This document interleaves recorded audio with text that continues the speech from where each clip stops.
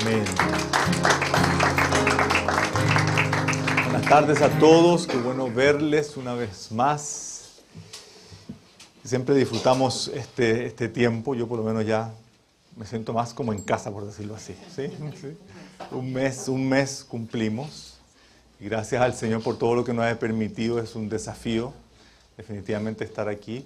Y aún las incomodidades y todas las cosas que uno pueda experimentar hacen bien. Yo miraba, aquí están los músicos al ladito mío, y es bueno siempre porque les toca pasar agachaditos. Entonces para servir al Señor uno siempre tiene que estar agachadito, ¿sí?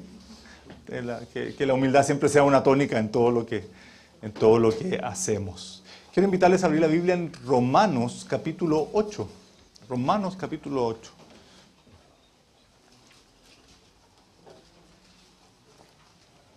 Las epístolas o cartas, como se les conoce, las cartas del apóstol Pablo, eran la forma más directa, más concreta, más clave, más determinante para poder transmitir el mensaje que se necesitaba. Distintos aspectos se tocaban en las cartas, ¿sí? Particularmente esta carta a la iglesia, a los creyentes en Roma, que estaban reunidos en Roma, ¿sí? A veces pensaba en esto a propósito de, quisiera que todos estuviéramos juntos, que todos estuviéramos reunidos, en fin. Pero aquí, ¿cómo se daba esta realidad? Los cristianos tenían que perseverar, los cristianos tenían que... Pablo no es que dice, tranquilo porque tomo un Uber y llego. ¿Sí? Eran meses de viaje, y en muchas de sus cartas Pablo dice, quiero ir a verlos, quiero estar con ustedes. Pero lo determinante ¿qué es? Que él confirma a las iglesias en la necesidad que ellos tienen de buscar al Señor. ¿Sí? Diga a la persona que está a su lado, tú necesitas buscar al Señor. Pero con ganas, cosa que se motive a la otra persona, ¿sí? ¿No? Eso, muy bien. Ajá. Y dentro de estas cartas, Pablo viene haciendo un desarrollo y siempre es importante poner las cosas en contexto. La carta a los Romanos, en nuestra Biblia, en el orden que va teniendo, Pablo va haciendo un desarrollo. El capítulo 6 habla acerca de las consecuencias del pecado. ¿Sí? El pecado, la palabra de las 6 letras que le digo yo. Muchas veces a la gente le gusta esto, Dios es amor, fantástico. Pero llegamos a la palabra de las 6 letras y ahí la gente, no, esa parte no me gustó, y sobre todo que el pecado, las consecuencias y todo eso. Bueno, Pablo habla acerca del pecado. En el capítulo 7, Pablo se apropia de la realidad del pecado en su propia vida. ¿Sí? Porque siempre es más fácil ver la pecaminosidad en los otros, ¿no es cierto? Como que tenemos una capacidad sorprendente para ver la pecaminosidad en las otras personas. Uno de los ejemplos más extraordinarios de aquello es que hubo un rey, el rey David. ¿Sí? Hubo un rey extraordinario. David era el hombre conforme al corazón de Dios, el rey David. Y David, lamentablemente, dentro de las cosas por las cuales se conoció, era por el pecado del adulterio. Dios envía un profeta que se llama Natán, y Natán desarrolla algo increíble para poder mencionarle al rey que él ha pecado. Pónganse en esta perspectiva. Esto es off the record, ¿sí? Esto no está incluido, pero me parece interesante tocarlo. ¿Cómo tú te acercas a una autoridad a decirle que lo que esa persona ha hecho, es una persona en autoridad, es el rey, ¿sí? El rey hace así y te corta la cabeza, ¿sí? ¿Cómo le dices tú que el rey lo ha hecho mal? Piensa tú que tú eres Natán o Natana. ¿Sí? ¿Y cómo le dices tú al rey que el rey no es que cometió un error, ¿sí? No es que se equivocó, que mandó a pedir azúcar blanca y trajiste azúcar y era azúcar rubia? Es que pecó, ¿sí? Y él hace una historia. Esto es extraordinario porque Dios tiene una sabiduría que cuando uno la pide, Dios se la da. ¿Sí? Usted te puede decir, oye, pero es que no tengo ocurrencia. ¿Por qué no la has pedido? Y Dios le da una sabiduría a Natán especial, y Natán le cuenta una historia a David. Le dice, David, tú eres rey y tengo un caso para que tú lo resuelvas. ¿Sí? Había una persona que tenía solamente una corderita y había otro que era rico. ¿Sí? ¿sí? Que tenía vacas, bueyes, en fin, de todo. Ajá. Voy a contar la versión de la historia en el año 2023, por favor. ¿Sí? Sobre todo los exégetas que pueden decir, no, eso no dice la Biblia. Bueno, sí, pero para que todos entiendan. Ajá. Y resulta, rey, que este multimillonario, que tenía acceso a todas las cosas, tenía invitados, y no halló nada mejor que ir a quitarle la corderita a este que tenía solo una, la degolló y la ofreció a los demás. ¿Qué hay que hacer? Dice que David se indignó. Esa persona tiene que morir y tiene que pagar, ¿sí? 10 veces lo que ha hecho. O sea, no solamente va a tener consecuencias en su propia vida, ¿sí? Tiene que resarcir el daño. Porque a veces eso nos cuesta en los matrimonios. Pero si ya te pedí perdón, ¿no? Pero tienes que resarcir lo que si lo estás haciendo mal, tienes que cambiar, ¿me explico? Natán le dice a David, resulta, rey, que ese eres tú. Y ahí como que David dice, ahora la sentencia no me gustó tanto. ¿Sí? Pablo habla del pecado en el capítulo 6, en el capítulo 7 lo apropia. Dice en el capítulo 7, miserable de mí, así se trata Pablo cuando él apropia ese pecado, miserable de mí. ¿Sí? Pero en el capítulo 8, y es a lo que quiero ir, él da la solución. Y la solución para esto es una vida en el Espíritu. La solución para el pecado es una vida en el Espíritu. ¿Sí? Y en ese desarrollo hay algunos aspectos que es importante determinar. Dice el versículo 17, vamos a leer desde el 17 en adelante. ¿Sí? Y si hijos, dice el 17, también herederos, herederos de Dios y coherederos con Cristo, si es que padecemos juntamente con Él, para que juntamente con Él seamos glorificados. Pues tengo por cierto que las aflicciones del tiempo presente no son comparables con la gloria venidera que en nosotros ha de manifestarse. Porque el anhelo ardiente de la creación es el aguardar la manifestación de los hijos de Dios. Porque la creación fue sujetada a vanidad, no por su propia voluntad, sino por causa del que la sujetó en esperanza.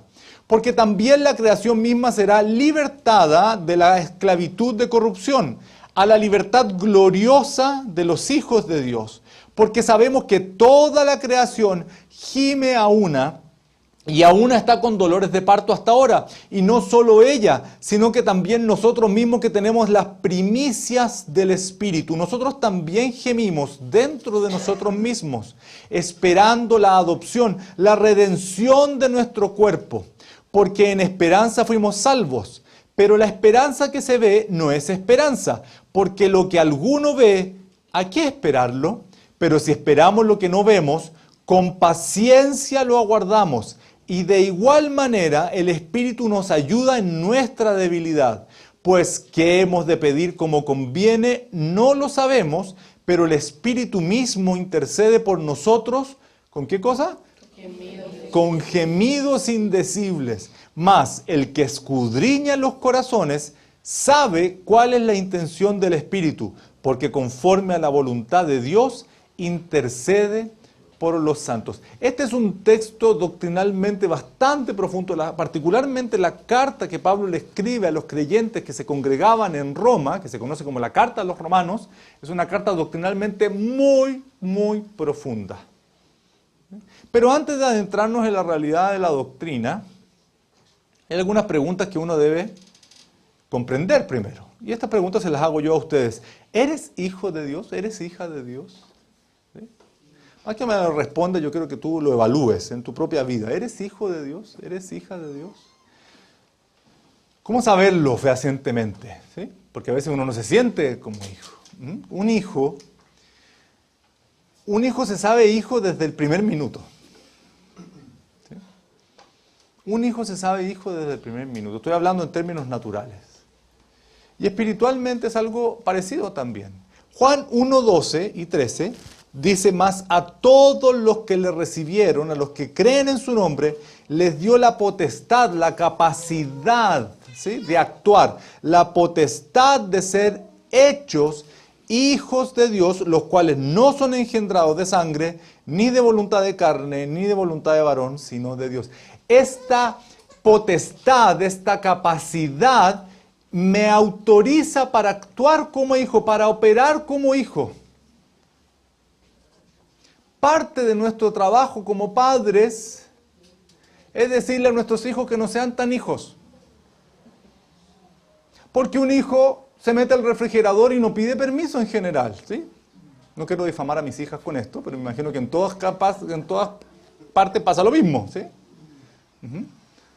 En algunos casos es tan dramático la condición que los papás tienen que ponerle candado al refrigerador. Sí, claro. No sé si estoy pisando algunos callos aquí, pero lo he conocido. Antaño,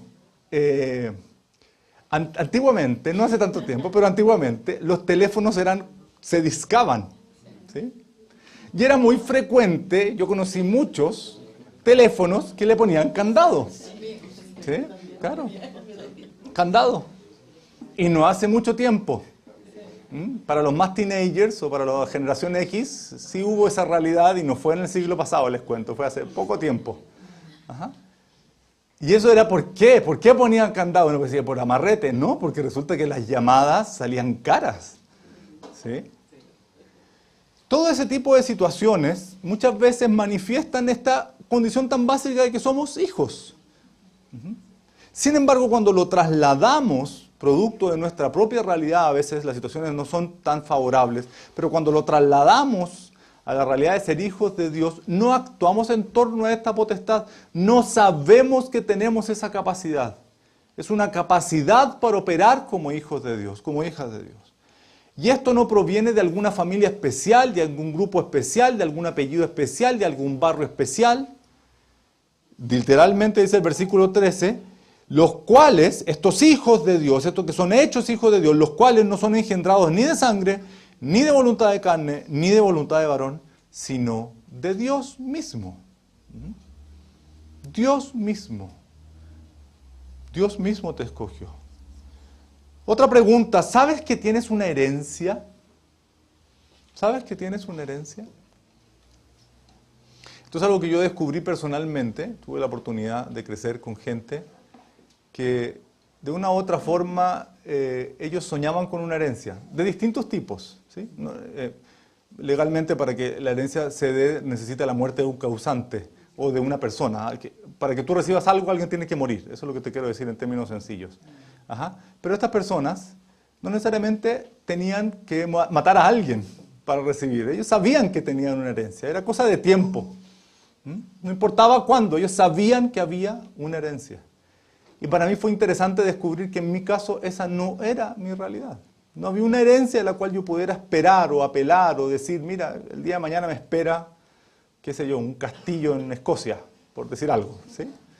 Cualquier cosa. Y entonces cuando llego a Cristo y escucho estos términos, hijo, herencia, digo, no, pero no es para mí. ¿Herencia? Porque yo ya en mi corazón, en cierta medida, había entendido que no era por ahí el camino. El camino era el esfuerzo, el camino era el trabajo, el camino era levantarse temprano, acostarse tarde trabajando, ¿sí? Ser esforzado y valiente, y hacer lo que había que hacer, ¿sí? Entonces, esto al principio fue difícil. Y con estas cosas muchas veces luchamos. Gálatas 4, versículo 7, voy a leer la Nueva Traducción Viviente, dice, ahora ya no eres un esclavo, sino un hijo de Dios, y como eres su hijo, Dios te ha hecho su heredero. Y esta figura es muy interesante porque el esclavo o el siervo, aquí literalmente utiliza la palabra esclavo, ¿sí? No hereda. ¿Quiénes heredan? Los hijos. ¿Sí? Eso es una cosa básica. Y a veces pasa incluso en las empresas o en las industrias, ¿sí? ¿Quiénes toman la industria? La crearon los padres y ahora están trabajando los hijos. Y hay personas que dicen, mire, yo conocí a tu abuelo, a tu padre y ahora a ti. ¿Sí? A ti te conozco casi desde el vientre de tu madre, por decirlo así. Y ahora, sin embargo, a pesar de que yo llevo tanto tiempo en esta empresa, no me corresponde la herencia. Porque yo no soy hijo. Tú sí eres el hijo, en este caso a lo mejor el nieto. Y esta misma realidad se aplica para nosotros para que entendamos y podamos decir, oye, no soy esclavo, no soy el empleado, soy hijo. Y mi reino está por venir. Pero yo puedo aprender a utilizarlo acá. La herencia es aplicable acá. ¿Sí? ¿Entiendes esta realidad? Una tercera pregunta, ¿estás dispuesto a recibir la herencia? ¿A actuar conforme a aquello? ¿Saber que tienes una herencia? Romanos 8:17 dice, si es que padecemos juntamente con Él, para que juntamente con Él seamos glorificados. Hay una condicionalidad. Hay una condicionalidad. La condicionalidad no es que no la vas a recibir, sino que la tienes que saber utilizar. Porque muchas veces el problema con la herencia tiene que ver precisamente con aquello. Como no te costó, porque es una herencia. La recibiste simplemente. ¿Cuál es el riesgo? Que la dilapides. Y está llena de historias a ese respecto. ¿Sí? El propio rey Salomón, en Eclesiastés dice, he visto un mal debajo del sol. Aquel hombre que trabajó toda su vida, se dedicó solamente a trabajar. Y no sabe que el que vendrá después de él, si va a dilapidar la herencia, si va a utilizar la herencia o no. ¿Qué es lo que va a hacer? Y esto es muy tremendo. Entonces esta condicionalidad implica también comprender que Jesús murió por nosotros, nos dio una herencia, pero demanda de nosotros ¿qué? Vivir conforme a esa realidad. Y dice nuevamente el versículo 17, si es que, ¿sí? Si es que somos coherederos con Cristo, si es que padecemos juntamente con Él, para que juntamente con Él seamos glorificados. ¿Sí? O sea, no hay tiempo para desperdicios. Para esto es imperativo tener claridad que hay una eternidad. O sea, esto no es todo. Hay una eternidad. Versículo 18. Pues tengo por cierto que las aflicciones del tiempo presente no son comparables con la gloria venidera que en nosotros ha de manifestarse. Esto es palabra mayor. Porque cuando tú estás en la mitad de la tempestad, cuando tú te sientes que estás dentro de una juguera, ¿sí? Y que está todo pasando y que todo es terrible y no ves luz al final del túnel y sientes que todo es complicado y que todo es contra ti. Han dicho o han escuchado esta expresión, es que todos están en mi contra. Todos es mucha gente. ¿Sí? Pero yo he entendido que a veces uno manifiesta aquello, pueden ser a lo mejor 1, 2, 3 personas, 4, 5. Ya, mira, te doy 20 personas en contra tuya. ¿Sí? Pero decir, todos están en contra mía, al final, ¿qué quiere expresar uno? Mira, todo es difícil, todo es complejo. Cuando estás ahí, en ese momento, comprender que esa situación en que incluso tú deseas morir, no se compara con lo glorioso que viene más adelante. Estos son palabras mayores. Porque esto demanda una fe y demanda una madurez espiritual diferente.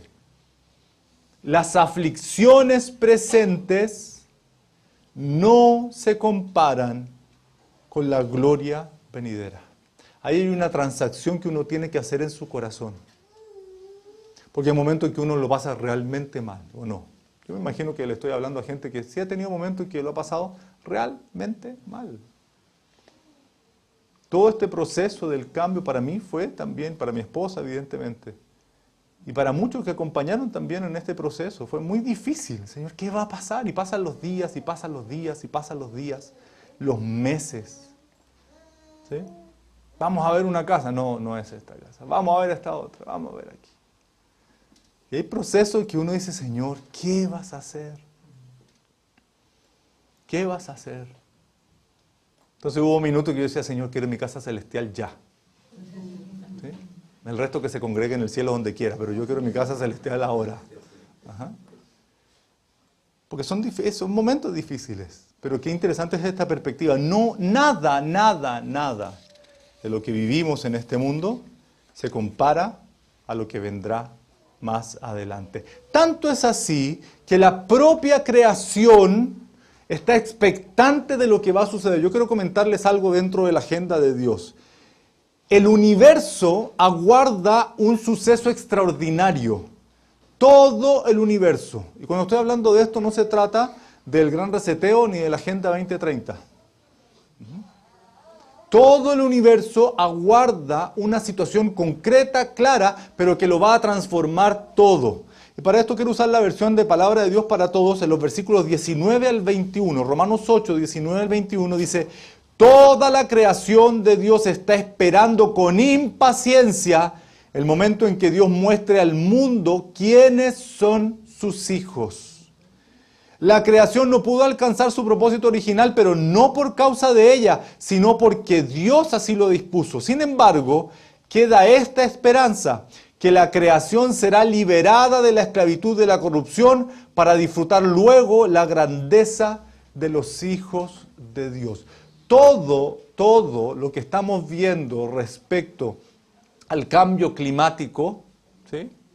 y a la, ¿cómo fue que alguien lo mencionó? Al grito hídrico, ¿sí? A la necesidad hídrica, al clamor hídrico. En realidad es un clamor que viene de la tierra porque los hijos de Dios se manifiesten. No soy un negacionista de que las cosas no están bien en el mundo, ni qué decirlo. He estado esperando la lluvia como 2 semanas, que va a llover y que va a llover y que no llueve, y que va a llover y que va a llover y que no llueve. ¿Sí? Sin embargo, lo que realmente va a hacer la transformación de este mundo es la manifestación de los hijos de Dios. Porque la tierra tiene una fecha de expiración. Dios la puso, la sujetó, dice así, a esta realidad. El mundo tiene una fecha de caducidad y eso se acerca. Y entre más se acerca, y entre más se acerca, y entre más se acerca esa fecha, el mundo mismo, la creación misma, gime para que esto suceda. ¿Por qué? Porque se requiere un renuevo. La propia Biblia dice que vendrán cielos nuevos y tierra nueva. Entonces, en la medida que la maldad del ser humano aumenta, la tierra se resiente. ¿Y qué resiente la tierra? Un cambio.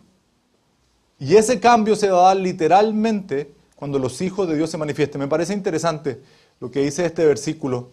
El versículo 20, Manu, si lo puedes poner en Romanos 8:20, dice: la creación no pudo alcanzar su propósito original, pero no por causa de ella, sino porque Dios así lo dispuso. Sin embargo, queda esta esperanza. Y el versículo 21 dice: que la creación sea liberada de la esclavitud de la corrupción para disfrutar luego la grandeza de los hijos de Dios.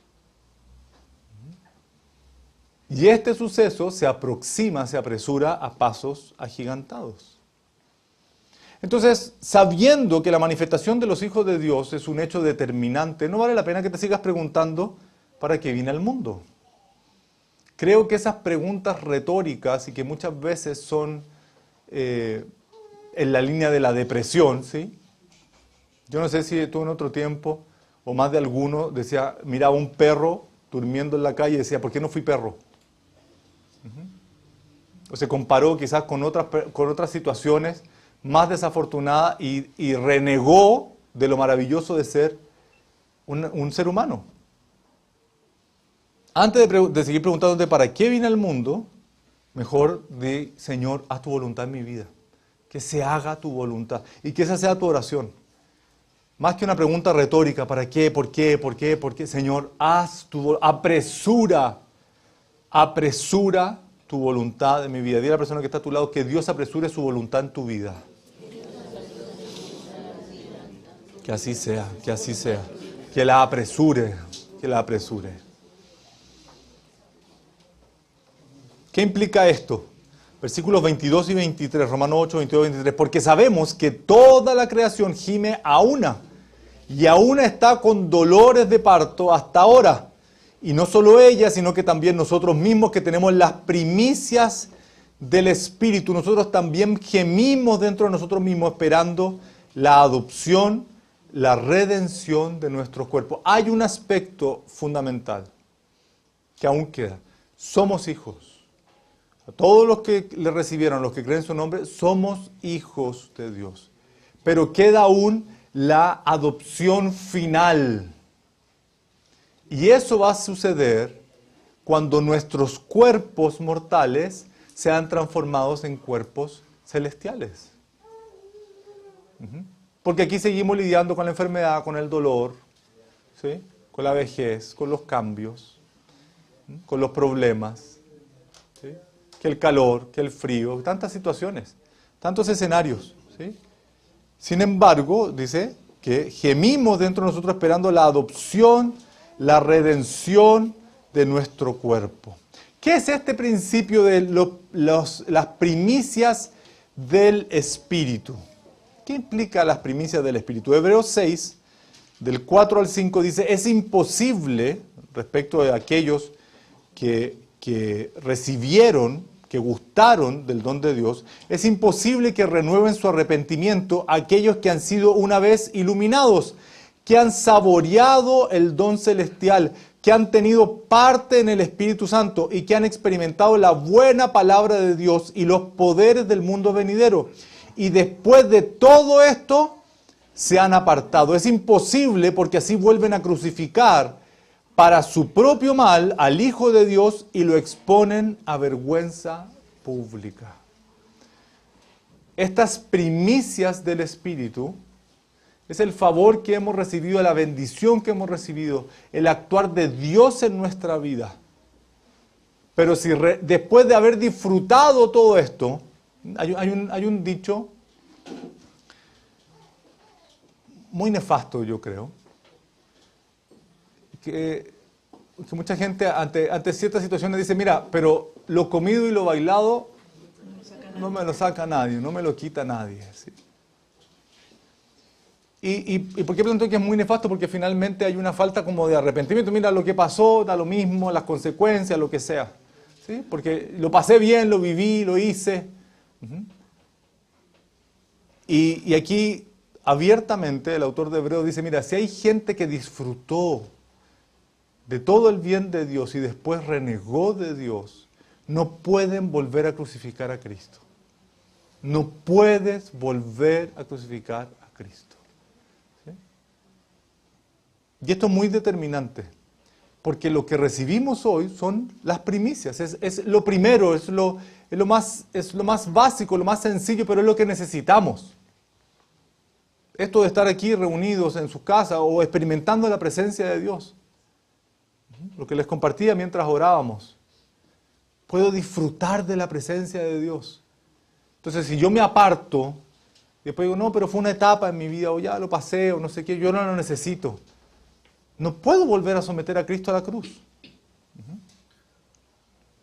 Este proceso demanda dos aspectos, paciencia y fe. Versículos 24 y 25. Porque en esperanza fuimos salvos, pero la esperanza que se ve no es esperanza, porque lo que alguno ve, ¿a qué esperarlo? Pero si esperamos lo que no vemos, con paciencia lo aguardamos. Y estos son dos ingredientes en la vida cristiana que son determinantes. La esperanza y la fe, la paciencia. ¿Sí? La paciencia, perdón, particularmente, y la fe o la esperanza. Nos cuesta tener paciencia. Sobre todo en nuestra generación. ¿Qué caracteriza a nuestra generación? Todo ya. Todo en el acto. ¿Sí? No te responden un WhatsApp y pierden los estribos. ¿Sí? Y ahora no sé quién lo habrá inventado, pero ¿sí? Ahora ni siquiera puedes ver en algunos casos los tickets azules. ¿Me habrá visto? ¿Me habrá visto? ¿Me responderá? Necesito esto urgente. Y uno quiere someter a Dios a la misma realidad. Señor, ya te mandé el WhatsApp, respóndeme ya. Y Dios dice, no, tranquilo. Dios le dijo a Noé, mira, voy a acabar con todo. Voy a hacer todo de nuevo, porque la maldad del ser humano es tan grande.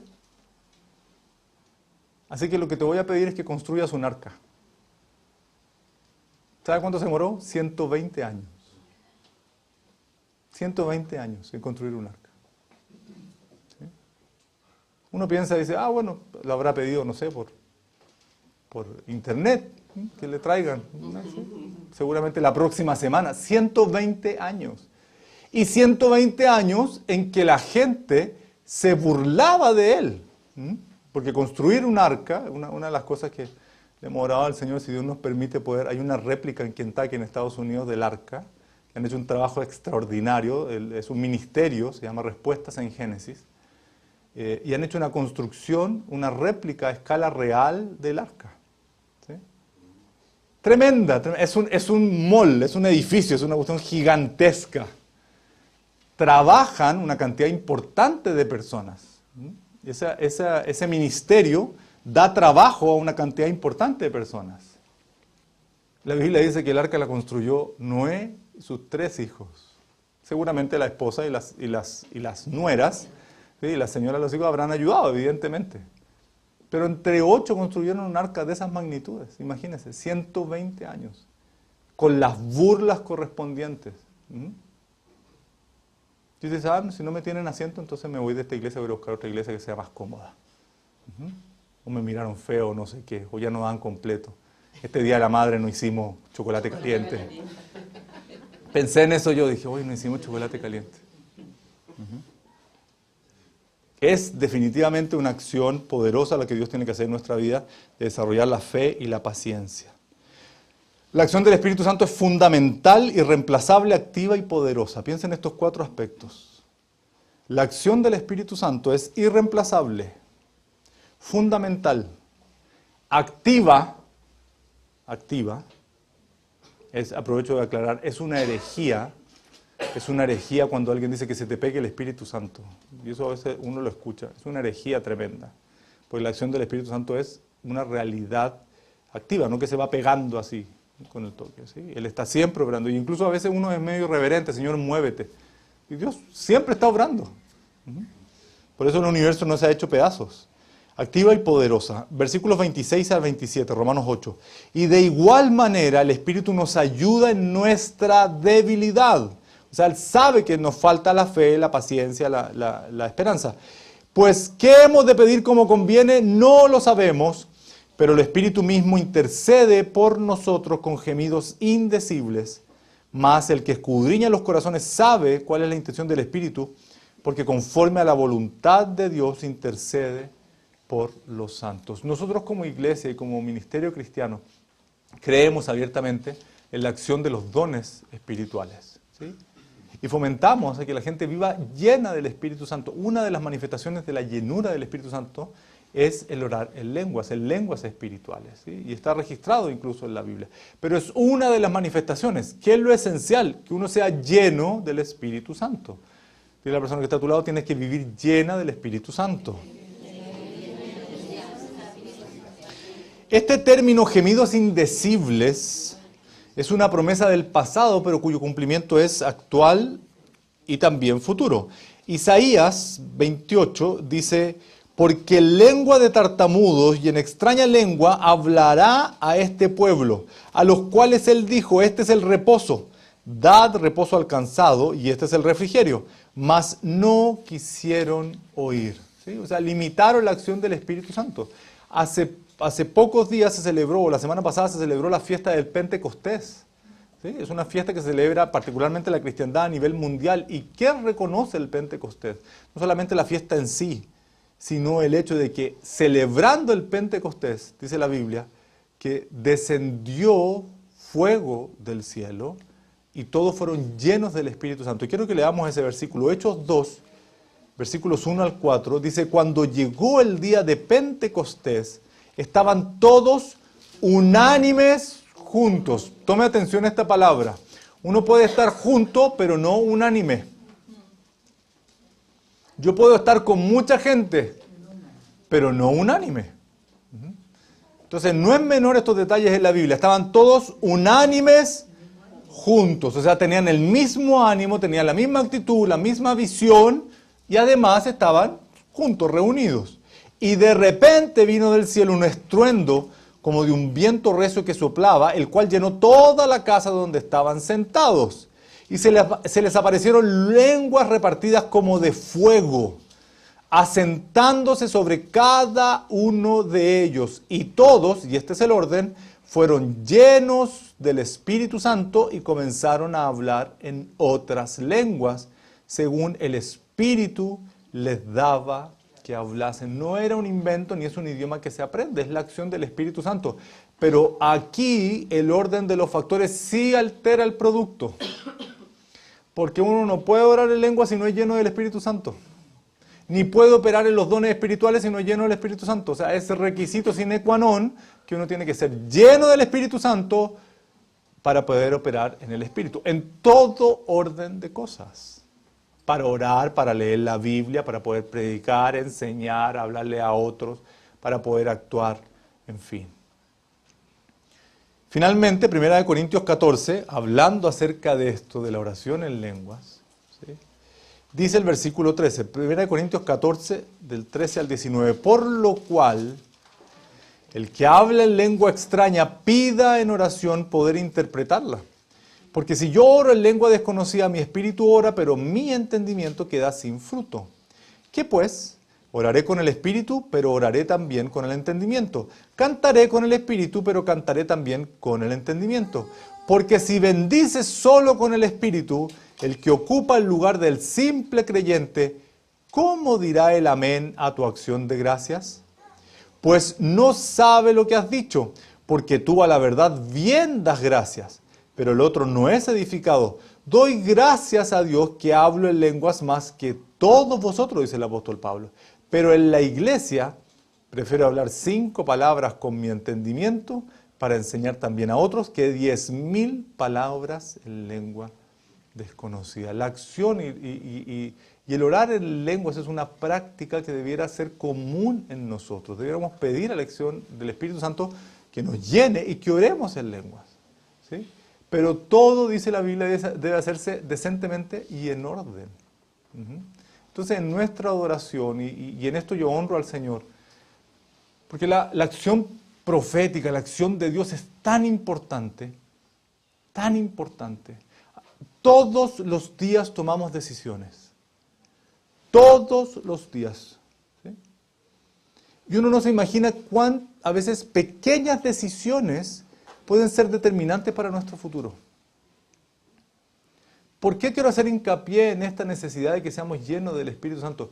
Porque el grueso de las cosas que nosotros deseamos, pensamos o soñamos o queremos no son realidad si no es la voluntad de Dios. Entonces muchas veces nos llenamos de afanes, de ansiedades, de angustias, de temores, de tantas cosas por cosas que Dios no ha dicho que van a ser para nosotros. Entonces yo puedo malgastar mi vida, mal utilizar mi vida queriendo algo que en realidad no es el plan de Dios para mí. ¿Cómo hacerlo? Necesito ser lleno del Espíritu Santo, necesito estar conectado constantemente con Dios. Las disciplinas espirituales son fundamentales, el orar, el leer la Biblia, el congregarme, el evangelizar, ¿sí? Y además tenemos la bendición de este recurso, porque literalmente dice que cuando yo oro en el Espíritu, cuando yo oro en lenguas espirituales, mi espíritu se edifica. Si llega alguien nuevo, o llega alguien por primera vez, puede decir, ¿qué está pasando? Aquí están todos locos. O sea, no solamente cantan y levantan las manos, sino que además, ¿sí?, hablan en unas lenguas que nadie lo entiende. Pero la acción del Espíritu Santo se manifiesta en nuestras vidas, ¿sí? Y uno no debe impedir en ese sentido que la acción de Dios se manifieste en nosotros. Como consideración final para que oremos, Pablo llega a esta conclusión determinante. Ya en su época, él dice, el final se acerca. O sea, es un hombre que él, todo lo que hacía, tenía en consideración que el reino de Dios se iba a establecer más pronto de lo que cualquiera podía pensar. ¿Cuándo comprendió Pablo que él no iba a ver el reino de Dios en esta tierra? Cuando le cortaron la cabeza, porque literalmente le cortaron la cabeza. Y ahí él entendió que el reino de Dios él lo iba a ver directamente en el cielo. ¿Sí? Pero mientras estuvo en la tierra, él trabajó por aquello. Él sirvió a Dios en esta perspectiva. Y llevó a otros también a este entendimiento. Hijos de Dios, somos tremendamente privilegiados. Porque estamos viviendo los finales de la historia. No tengo ninguna duda, sin temor a equivocarme, somos la generación final. ¿Sí? Somos la generación, cuando me refiero a la generación final, es la generación que verá al Señor. La generación que verá al Señor. ¿Sí? Por todas partes Dios viene hablándonos acerca de que estemos a cuentas con Él, de que en nuestro corazón hay un avivamiento, de que hay un deseo de buscar a Dios por sobre todas las cosas. Cada vez más este mundo se vuelve pasajero, vano, ¿sí? Sin sentido, insípido. Y no es casualidad que el propio Señor Jesús haya dicho, miren, la iglesia, Él le pone sal a la vida, al mundo. Sin embargo, la iglesia de Cristo, la iglesia, como decía mi esposa, ¿sí? los unánimemente juntos, vamos a experimentar tropiezo. Y en esto yo cometería un grave error si yo le dijera, no, tranquilo, está todo bien, todo fantástico. Ustedes escucharon a Anita aquí que ella dio su testimonio, como ella está preocupada porque su niñita, primero básico, está expuesta, ¿sí? a cosas tremendamente nocivas. Hace poco tuve una reunión de apoderados también de una de mis hijas y me sentí la libertad de levantar la mano y decir, porque estaban hablando precisamente de estos temas. Hoy día el tema de la sexualidad es un tema no solamente candente, es como que fuera lo más importante. Te puedes sacar un 1, ¿sí?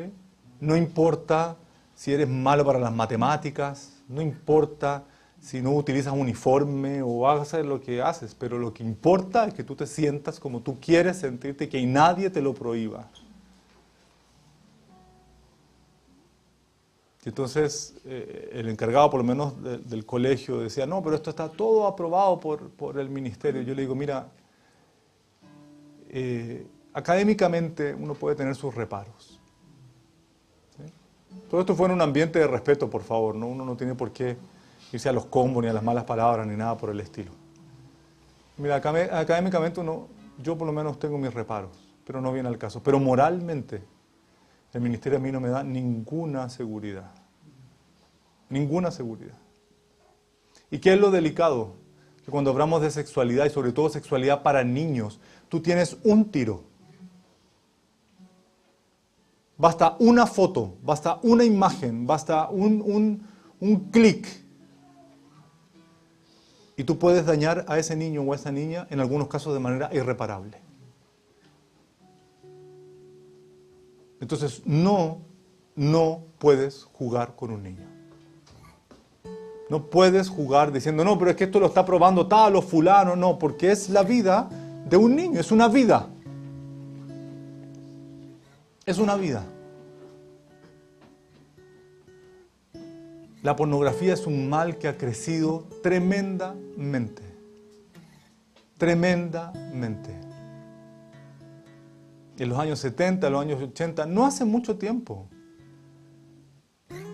Ver pornografía era algo que se hacía muy oculto. Y no había el acceso que hay hoy. Hoy día la gente se manda pornografía por WhatsApp. Todos los días. Todos los días. ¿Saben qué es lo preocupante? Que nuestros hijos toman nuestros teléfonos. O tienen sus teléfonos. Es muy difícil poder controlarlo. Y basta una imagen. Es tremendo cómo una imagen que entra por la retina se queda grabada en la mente. Douglas Weiss es un especialista cristiano en el tema de la realidad sexual, la sanidad sexual. Y él, interesantemente, además de dar muchos consejos, él dice, uno debiera orar para que en el disco duro de nuestra memoria se borren todas las cosas que no debimos haber visto nunca. Yo leí eso hace muchos años atrás en un libro que se llama El sexo, los hombres y Dios, muchos años atrás. Pero nunca se me olvidó. Y la computación no estaba tan avanzada como hoy. ¿Sí? Porque uno, cuando la memoria del computador se llena, ¿qué hace? La resetea. ¿Sí? Borra todo. Pero uno debería hacer exactamente lo mismo con su propia memoria. Porque hay cosas que uno no debió haber visto. Y la pandemia de verdad son los niños. Son los niños. La pedofilia no es cuento. Esta propia semana apareció una noticia de que un alto funcionario de gobierno, de distintos gobiernos, ¿sí?, lo tomaron detenido por una orden internacional del FBI y tenía acumulado material pornográfico infantil en su computador. Esto apareció en las noticias, o yo por lo menos lo vi. ¿Sí? Y esto es una realidad tremenda, tremenda, tremenda, tremenda, tremenda. Como iglesia cristiana definitivamente no solamente no podemos quedarnos indiferentes, algo tenemos que hacer. Y lo mínimo que tenemos que hacer es advertirlo y prevenir. Porque después esos niños se transforman en jóvenes, adultos, forman familias. Pero esa imagen nunca se fue al papelero de la basura. ¿Sí? Al papelero de reciclaje, por decirlo así. Nunca se limpió el disco duro del corazón y de la mente. Y no solamente en el área sexual, en cualquier área. En el dolor, en los retos, en los castigos, en el abandono, en la pobreza, en qué sé yo, aún en la riqueza, ¿sí? Todas esas cosas debemos medirlas y orar al Señor por esto. Vamos a orar, ¿les parece? Padre, gracias. Gracias por tu palabra. Pablo llegó a una conclusión muy clara y concreta. El pecado es una realidad. El pecado mora en mí, dice él.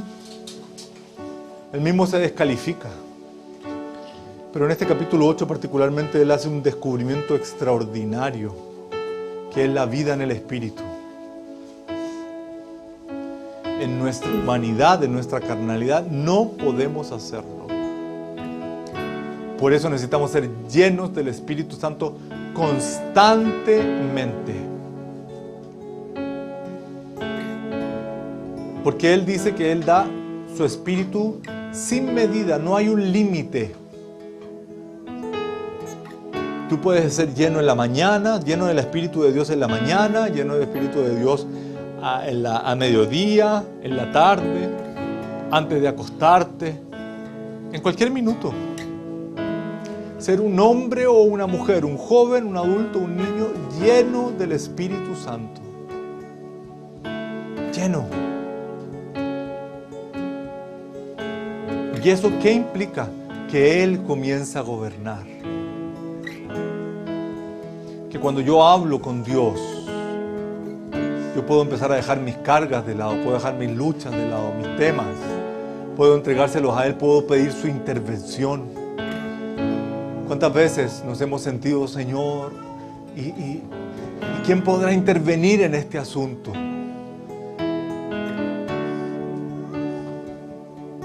Y Dios está esperando que tú vengas a Él y le digas, pídemelo. Pídemelo, pídeme que yo intervenga, pídemelo. Y pídemelo de todo tu ser, de todo tu corazón, pídeme. Ser lleno del Espíritu Santo. Pídeme. Yo voy a tomar tus cargas, tus temas, todos tus asuntos, tus luchas, tus angustias, tu futuro. Tu futuro. Ven, Espíritu Santo, llénanos en esta hora. Llénanos. Porque toda la creación gime a una ante el hecho más extraordinario, la manifestación de los hijos de Dios. Cuando aquel día, como dice tu palabra en 1 Tesalonicenses, suene la trompeta, y los muertos en Cristo resucitarán primero, y luego nosotros, los que habremos quedado, seremos arrebatados, quitados de en medio, sacados, para reunirnos con el Señor en una nube, y así estaremos siempre con el Señor. Entonces, antes de desesperarte, antes de angustiarte por todas las noticias que escuchas, por todos los sucesos mundiales, todo se apresura a ese hecho glorioso, la manifestación de los hijos de Dios. Por ende, en esta hora, asegúrate que eres un hijo, una hija de Dios. Mas a todos los que recibieron, los que creen en su nombre, les dio la potestad de ser hechos hijos de Dios. Si hay algún pecado que quite esa comunión, esa relación con el Padre, es una buena hora para ponerte en paz con Dios. Pedirle perdón a tus pecados, confesarlos. Y decirle, Señor, quiero volver a experimentar esa relación, esa seguridad, esa certeza. Porque su palabra dice que nada nos podrá separar de su amor. Nada nos podrá separar de su amor. Pero a veces, muchas veces, el pecado corta esa comunión, esa relación. El día de Pentecostés, toda esta gente estaba juntas, pero más importante, estaban unánimes. ¿Estás unánime con Dios? ¿Estás en un mismo ánimo, en una misma visión? ¿Estás en paz con Dios? No te estoy diciendo si estás en paz contigo mismo o contigo misma. ¿Estás en paz con Dios? Cuando uno está en paz con Dios, uno puede recién ahí experimentar paz con uno mismo, paz con los demás, paz con el entorno, paz con el prójimo.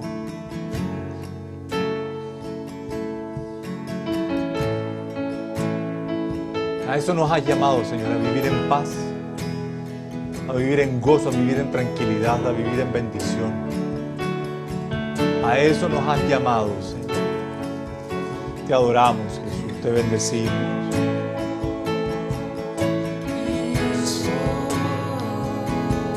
Tu verdad trae libertad, Cristo, Cristo. Tu verdad trae libertad, Cristo.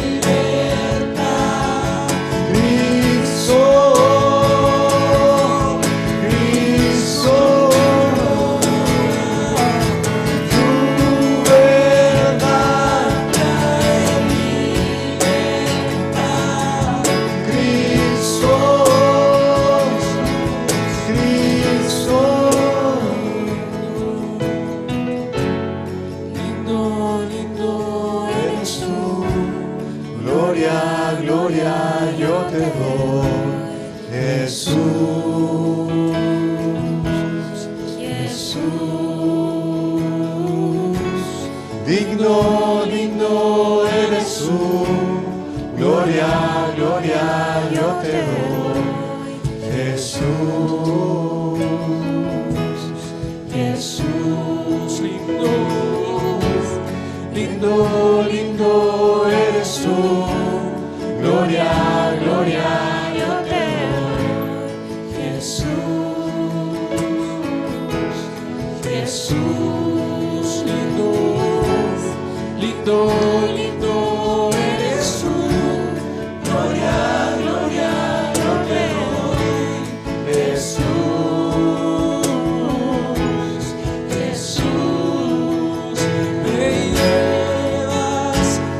delante del trono, muestra tu belleza, quiero ver tu rostro. me llevas delante del trono, Muestra tu belleza, quiero ver tu rostro. lindo, lindo eres tú. Gloria, gloria, yo te doy, Jesús, Jesús, lindo, lindo, lindo, lindo eres tú. Gloria, gloria, yo te doy, Jesús, Jesús, lindo, lindo, lindo eres tú. Gloria, gloria, yo te doy, Jesús, Jesús, lindo, lindo, lindo eres tú. Gloria, gloria, yo te doy, Jesús, Jesús, te llevas Delante del trono, muestra tu belleza, quiero ver tu rostro. me llevas delante del trono, muestra tu belleza, quiero ver tu rostro. Me llevas delante del trono, muestra tu belleza, Quiero ver tu rostro. me llevas delante del trono, muestra tu belleza, Quiero ver tu rostro. yo solo quiero verte a ti, solo quiero verte a ti, yo solo quiero verte a ti. Yo solo quiero verte a ti, yo solo quiero verte a ti, yo solo quiero verte a ti. Yo solo quiero verte a ti, yo solo quiero verte a ti, yo solo quiero verte a ti, yo solo quiero verte, yo solo quiero verte a ti, yo solo quiero verte a ti, yo solo quiero verte a ti, yo solo quiero verte a ti. Cada área de nuestra vida, cada situación, en cada pensamiento, en cada área, en cada escenario, en nuestras familias, en nuestras casas, en nuestros trabajos, en los colegios, en las universidades. Verte a ti, obrando, actuando, operando. Y para eso es fundamental dar lugar a la acción del Espíritu Santo en nuestras vidas. Con nuestros compañeros, con amigos, con familiares. Oh Señor. Verte a ti, solo quiero verte a ti, solo a ti.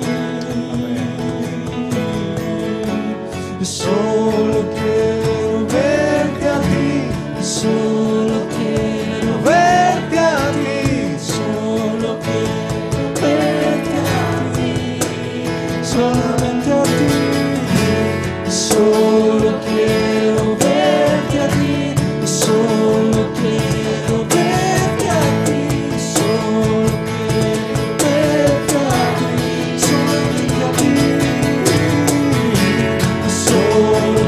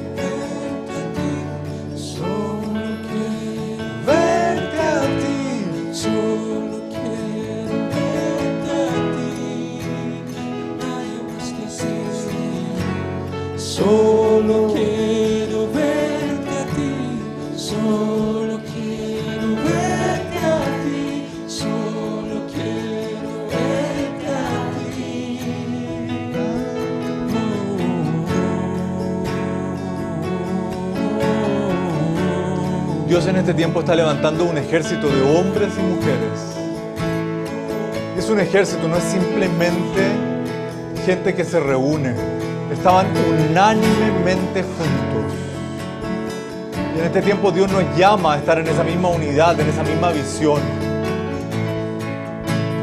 Porque a la medida que la batalla aumente, que la batalla sea más difícil, Dios más y más nos capacitará.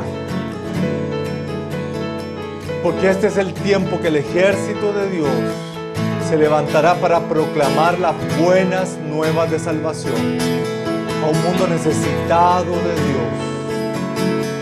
Ya no se trata solamente de nosotros, ya no se trata solamente de nuestra comodidad, ya no se trata solamente de cuánto bien podemos recibir. Se trata de la voluntad de Dios, de cuánto bien podemos hacer y cuánto poder de Dios permitimos que se manifieste en nuestras vidas y a través de nuestras vidas para gloria del nombre de Dios. Yo te bendigo en este día. Gracias. Gracias porque eres tú el que nos está capacitando, eres tú el que nos está fortaleciendo, eres tú el que está haciendo tu voz.